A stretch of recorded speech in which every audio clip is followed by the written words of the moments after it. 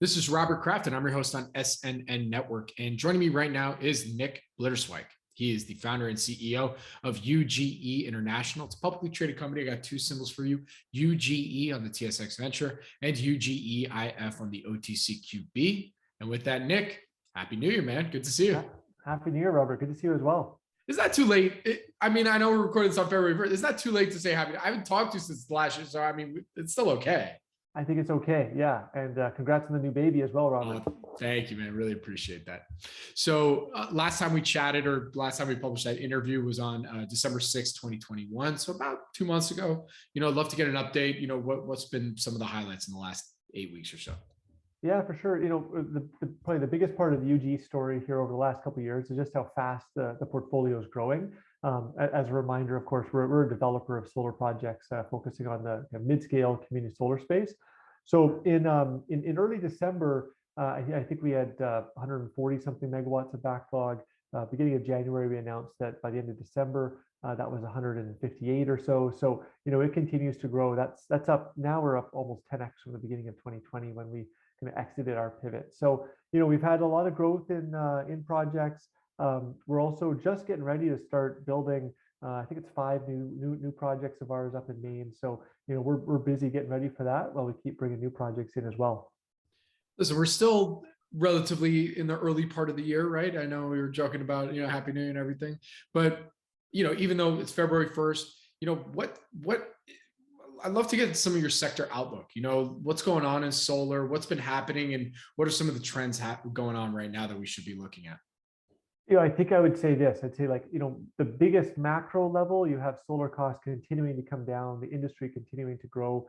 And if you look forward, I think 2025, 50% of new energy capacity is going to be solar, 2030, 80%. And that's like a global number. So I think about the overall pie here, solar is taking up the majority of it here soon, and the vast majority of it by the end of this decade.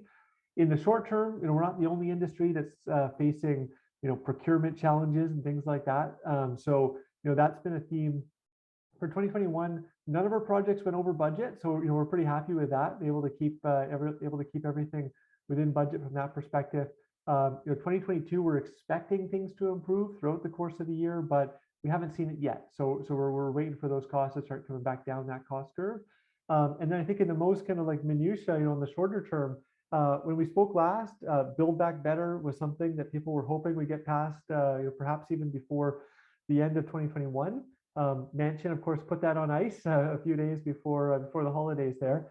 And so as we sit here today, there's a lot of talk about the renewable, the climate provisions being sort of like the core that could form BBB 3.0, whatever people are calling it this week.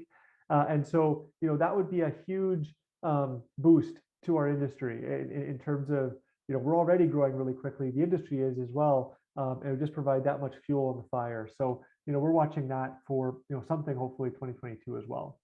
And also, before I let you go, for those who don't know, where are some of your projects located, and maybe help folks understand some of the scale of what they look like?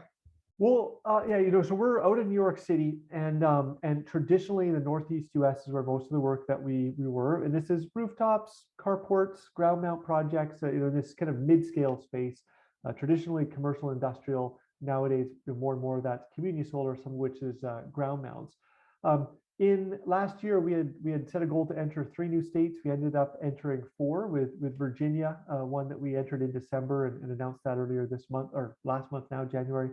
And then also last year, we won some much larger portfolios, which cross the states we're in and states that we're not. So, our goal here is to be a national provider of what we do in the next few years. So we'll see ourselves continuing to grow this year as well. All right, I lied. I got one more question for you. So how difficult is it to win these state contracts? Who are you bidding against? Are there much larger companies you're bidding against? What does that look like?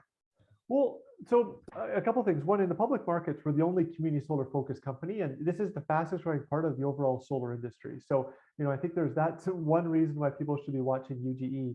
So when we're out there, it's still a fairly nascent industry on the one hand, but then on the other hand, like Department of Energy has a goal to grow it to 8x by 2025, which would be about 1.5 times larger than today's residential market, which of course has many multi-billion-dollar companies. So it's a nascent industry, a lot of fast-growing companies, of which we're right near the top there.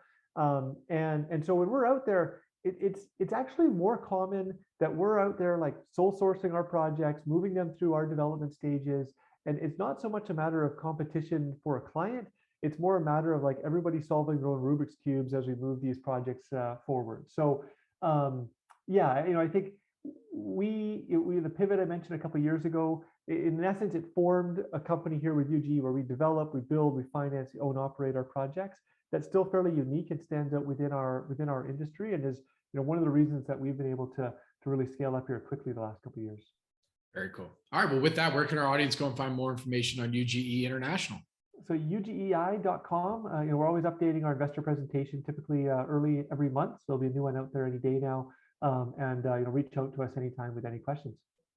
Nick, always a pleasure, man. Really appreciate you joining me today. Good luck. Stay safe. I look forward to our next update. Thanks so much, Robert. Take care. Thank you.